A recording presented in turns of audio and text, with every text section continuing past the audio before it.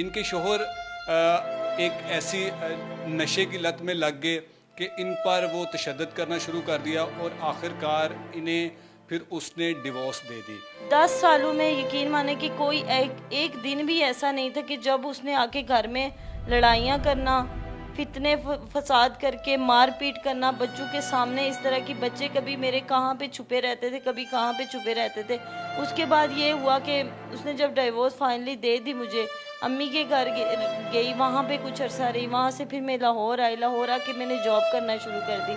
मैंने उसके साथ कोई तल्लक वास्ता ही नहीं रखा। मैं चुप हो गई। मैंने कहा अल्लाह देख रहा है, ठीक है, जो भी होगा इंसाफ ही होगा, अल्लाह ताला खुद है, ठीक है। फिर उसने इस तरह किया कि उसने दूसरी शादी कर ली। अब उसके बाद फिर मैंने क्या किया, मैंने जाके जो है वो एक वकील से रब्ता किया यहाँ लाहौर में। वकील साहब का नाम था आज़म भट्ट, ठीक है। उनसे रब्ता किया मैंने उन्हें सारी चीज़ ये डिटेल्स मैंने उन्हें बताई। उनसे मैंने अपना केस डिस्कस किया। उन्होंने मुझे कहा बेटा आपने कोई फ़िक्र नहीं करनी, ये केस अब आप इसको जहन से निकाल दें, ये मेरा केस है, मैंने खुद ही करना है। मैंने उन्हें जो उन्होंने मुझे डॉक्यूमेंट्स कहे, मैंने हर जगह से वो डॉक्यूमेंट्स पूरे करके मैंने उन्हें हर चीज़ पूरी करके दी, ठीक है। जब सारा कुछ हो गया, उन्होंने मुझे कहा कि आपने हाफ फी जो है वो पहले पे करनी है, हाफ जो है वो आपने केस हल होने के बाद पे करनी है। मैंने कहा ठीक है इसी तरह से। लेकिन आज़म भट्ट साहब भी इस बात से एंड पे मुकर गए। अस्सलाम वालेकुम, मैं हूं एडी मलक और आप देख रहे हैं मेरा YouTube channel AD Malak official. नाजरीन, मेरे साथ नौरीन बीबी मौजूद है, जिनकी तकरीबन कुछ 10 साल पहले अपने मामूजात के साथ इनकी शादी होती है और उसके बाद उस शादी में से इनके यहाँ 3 बच्चे पैदा होते हैं, 2 बेटियाँ और 1 बेटा। इनके शोहर एक ऐसी नशे की लत में लग गए कि इन पर वो तशद्दुद करना शुरू कर दिया और आखिरकार इन्हें फिर उसने डिवोर्स दे दी। ये सारी कहानी क्या, ये इन्हीं की ज़ुबानी जानते हैं कि आखिर इन्हें मीडिया का सहारा क्यों लेना पड़ा और आज ये अपने बच्चों के साथ किस तरह मुश्किल ज़िंदगी गुजार रही है। तो अस्सलाम वालेकुम बहन, मुझे बताएं कि क्या मसला हुआ था, क्यों आपको ये डिवोर्स दी और जिस शख्स के साथ शादी हुई वो क्या करता था? नशा वो करता था, शराब पीता था, चर्स पीता था, इस तरह का वो नशा करता था। मैं उसे रोकती रही, हर चीज़ करती रही, बट उसने मेरी कभी भी बात मतलब इस तरह नहीं सुनी कि आगे से मार पीट, शक, इस तरह की उसने चीज़ें वो जो है वो शुरू कर दी, ठीक है। जब भी घर में आना, लड़ाई झगड़ा करना, मार पीट करना और तरह तरह के इल्ज़ामात लगाना, ये उसका रोज़ की रूटीन बन गई थी। उसके बाद ये हुआ कि बिलाखिर मेरे एक दिन लड़ाई करते करते उसने मुझे जो है वो मार पीट के बाद डिवोर्स दे दी। डिवोर्स जब उसने मुझे दी तो मैं अपने अम्मी के घर चली गई मुजफ्फराबाद में। कुछ अर्सा मैं अपनी अम्मी के घर ही रही। कोई चीज़ मैं वहाँ से लेके नहीं गई सिवाय अपने बच्चों के। कोई चीज़ मैंने वहाँ से मतलब कोई चीज़ तक नहीं उठाई, सिर्फ अपने बच्चों को लेके मैं चली गई, ठीक है। वहाँ जाने के बाद ये है कि मैं अपनी अम्मी के घर रही। कुछ अर्सा रहने के बाद फिर मैंने इस तरह किया कि मैं वहाँ पे मेरे भाई सारे शादीशुदा थे, अपनी अपनी उनकी फैमिलीज़ थी, ठीक है। मैं वहाँ से फिर मैंने कहा मुझे जॉब करनी चाहिए क्योंकि मेरे खुद 3 बच्चे हैं, तो इनको मैं ज़ाहिरा खुद ही करूँगी, जो भी इनके लिए करूँगी मैंने खुद ही करना है। वहाँ से फिर मैं लाहौर आ गई। मैं लाहौर आके जॉब करना स्टार्ट की। मैं आराम से बस जॉब करती रही, इनको जो कर सकती थी इनके लिए करती रही, ठीक है। फिर उसने जो है वो दूसरी शादी कर ली। नहीं तो डिवोर्स की सिर्फ इतनी वजह से कि वो नशा करता था या डिवोर्स की ये वजह थी ना कि उसने मतलब 10 सालों में यकीन माने कि कोई एक दिन भी ऐसा नहीं था कि जब उसने आके घर में लड़ाइयाँ करना, फितने फसाद करके मार पीट करना बच्चों के सामने। इस तरह की बच्चे कभी मेरे कहाँ पे छुपे रहते थे, कभी कहाँ पे छुपे रहते थे कि अब वो आगे अब लड़ाई होने वाली है। बच्चों को भी मारते थे? मतलब बच्चों को भी ये था कि हरासा हर टाइम किया होता था। ये था कि बच्चों के आगे ज़ाहिरा मैं खुद खड़ी होती थी। मैं अगर इन पे कोई बात आती थी उससे पहले मैं खुद ही उस चीज़ को फेस करती थी, ठीक है। तो लेकिन बच्चों के सामने ही लड़ाई झगड़े हर चीज़ बच्चों के सामने ही होती थी। फिर ये करते करते करते एंड जो था वो डिवोर्स जिस दिन उसने मुझे दी, मैंने उसे हालांकि इस चीज़ से रोका भी था। मैंने वो नशा करने के बावजूद भी मैंने ये नहीं कहा था कि मैं अपना घर ख़राब करूँ। मैं यही चाह रही थी कि हमारे अब बच्चे हो गए, मैं इनको लेके कहाँ जाऊँगी, मैं इसके पास भी नहीं छोड़ सकती हूँ, मैं इन छोटे छोटे बच्चों को लेके कहाँ जाऊँगी। उस टाइम ये बच्ची अभी तकरीबन 1.5 साल की थी जब उसने मुझे डिवोर्स दी, ठीक है।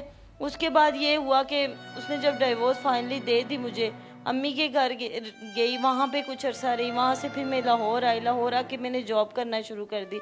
मैंने उसके साथ कोई तल्लक वास्ता ही नहीं रखा, मैं चुप हो गई। मैंने कहा अल्लाह देख रहा है, ठीक है, जो भी होगा इंसाफ ही होगा, अल्लाह ताला खुद है, ठीक है। फिर उसने इस तरह किया कि उसने दूसरी शादी कर ली। अब जब उसने दूसरी शादी की, मेरा जहेज़, मैंने जो घर बनाया शादी के बाद जाके मैंने कि उसने नशा के बावजूद, नशे का आदी होने के बावजूद उसने दोबारा शादी कर दोबारा शादी ली। की। और फिर आपको कैसे पता चला कि जी उसने शादी मुझे मतलब हमारी फैमिली से ही है, वो मेरा मामूजाद है, तो मुझे ख़ानदान वालों ने बताया। कुछ वीडियो उसके घर से भी मुझे, उनके घर वालों ने मुझे इस तरह से सेंड की जैसे मैं ना मतलब जलूंगी इस बात से, या कोई इस तरह की वीडियोस थी कि वो बैठा हुआ है, मेहंदी लगा रहा है, ऊपर उसके पैसों के बरसात हो रही है, इस तरह मतलब उन्होंने इस तरह की वीडियोस बना के उन्होंने मुझे सेंड की, ठीक है। उसके बाद फिर मैंने क्या किया, मैंने जाके जो है वो एक वकील से रब्ता किया यहाँ लाहौर में। वकील साहब का नाम था आज़म भट्ट, ठीक है। उनसे रब्ता किया मैंने उन्हें सारी चीज़, ये डिटेल्स मैंने उन्हें बताई, उनसे मैंने अपना केस डिस्कस किया। उन्होंने मुझे कहा बेटा आपने कोई फ़िक्र नहीं करनी, ये केस अब आप इसको जहन से निकाल दें, ये मेरा केस है, मैंने खुद ही करना है। मैंने उन्हें जो उन्होंने मुझे डॉक्यूमेंट्स कहे, मैंने हर जगह से वो डॉक्यूमेंट्स पूरे करके मैंने उन्हें हर चीज़ पूरी करके दी, ठीक है। जब सारा कुछ हो गया, उन्होंने मुझे कहा कि आपने हाफ फी जो है वो पहले पे करनी है, हाफ जो है वो आपने केस हल होने के बाद पे करनी है। मैंने कहा ठीक है, इसी तरह से। लेकिन आज़म भट्ट साहब भी इस बात से एंड पे मुकर गए। उन्होंने क्या किया, वो मुझसे फ़ीस लेते रहे। मैं कुछ ना कुछ करके, हालांकि मेरे खुद बच्चे जो स्कूल जा रहे हैं, मैंने कभी इनकी फ़ीस मतलब कि रोक के या किसी तरह भी, हालांकि मेरी मामूली सी सैलरी थी, मैं खुद रेंट पे रह रही हूँ, मैंने इनकी फ़ीस रोकी, किसी तरह भी करके मैंने उनको जो है वकील साहब को उनकी फ़ीस दी। मैंने कहा कि मेरा केस नहीं रुकना चाहिए, ठीक है।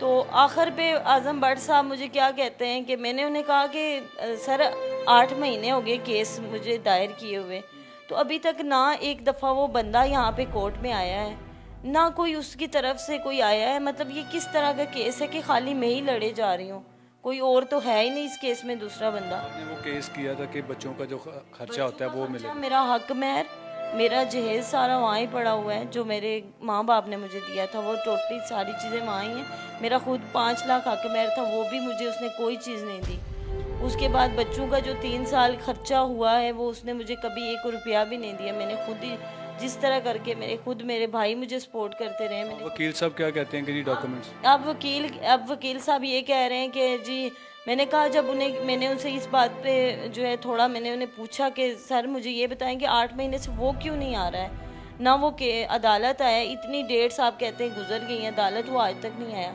तो मैं तो मतलब अब पैसे और मेरे पास तो नहीं है, मैं क्या करूं, मेरे पास और पैसे नहीं, आप उसे बुलाएं। आपने मुझे आधी फीस कही थी, मैं आधी से ज़्यादा आपको दे चुकी हूँ, अब आप उससे बुलाएं, मेरे साथ कोई इंसाफ हो, मुझे कोई पता चले। वकील साहब मुझे क्या कहते हैं कि मैं पैसे आप 5,000 मुझे और भेजें। मैंने कहा मेरे पास 5,000 है ही नहीं, मैं कहाँ से भेजूँ आपको। तो मेरे सारे ओरिजिनल डॉक्यूमेंट्स जो थे वो वकील साहब ने पहले ही मुझसे ले लिए थे। अब मुझे इस चीज़ का तो आइडिया नहीं था कि ओरिजिनल देते हैं या नहीं देते हैं, क्योंकि मैं हो सकता है कि वो वकील साहब अगर हमारी वीडियो देख रहे हैं तो वो, अगर आप इनका केस नहीं लड़ना चाहते तो काइंडली इनका जो इनके कागजात हैं वो इनको वापस दे दें, और जो आपकी फ़ीस पहले उन्होंने सारी दे दी हुई है, अगर फिर भी आपको ज़रूरत होगी तो वो भी आपको दे दी जाएगी, क्योंकि केस तो माशाल्लाह से आपने इतना ज़्यादा लड़ा है कि वो तो आपकी कारकर्दगी सामने नज़र आ रही है। अच्छा बहन, मुझे बताएं कि आपकी छोटे छोटे बच्चे हैं, किस तरह आप ज़िंदगी गुजार रहे हैं और क्या आप काम कर रही हैं आप? मैं इधर ही एक ऑफिस में जॉब कर रही हूँ, ठीक है। 22-23 हज़ार मेरी सैलरी है, 12,000 इस घर का रेंट है, और मतलब बच्चों को स्कूल पढ़ाना मैं इंतहाई मुश्किल से गुजारा कर रही हूँ, मतलब बहुत ही मुश्किल से मेरा गुजारा हो रहा है। और मेरा भाई हैं, उनके खुद अपने 3-4 बच्चे हैं, वो अगर मेरी सपोर्ट ना करें तो मेरा नहीं ख्याल कि मैं एक दिन भी अपने बच्चों को स्कूल भेज सकती।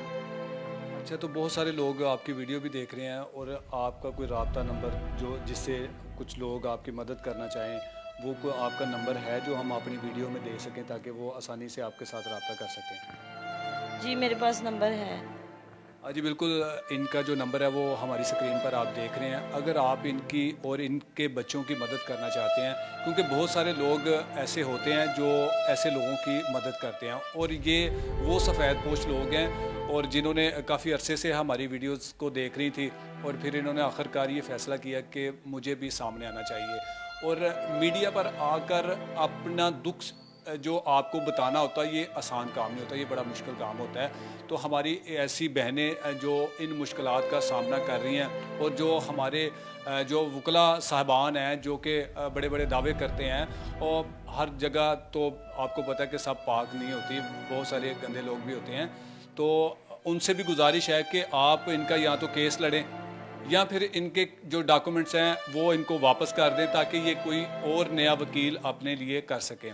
तो मेरी आपसे गुजारिश है कि इन बच्चों के बेहतर मुस्तकबिल के लिए आप इस बहन की इस दिए गए नंबर पर ज़रूर मदद कीजिएगा, क्योंकि इनको आपके सहारे की बिल्कुल ज़रूरत है, ताकि ये बच्चे अच्छे स्कूल में पढ़ सकें, ये अच्छी ज़िंदगी गुजार सकें।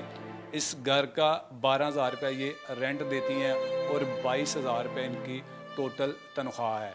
आज के दौर में इतने पैसों में इतना सारा निज़ाम ज़िंदगी को चलाना बड़ा ही मुश्किल होता है। तो मैं फिर आपसे गुजारिश करूंगा कि आप इस नंबर पर ज़रूर रब्ता करके इनकी ज़रूर मदद कीजिएगा।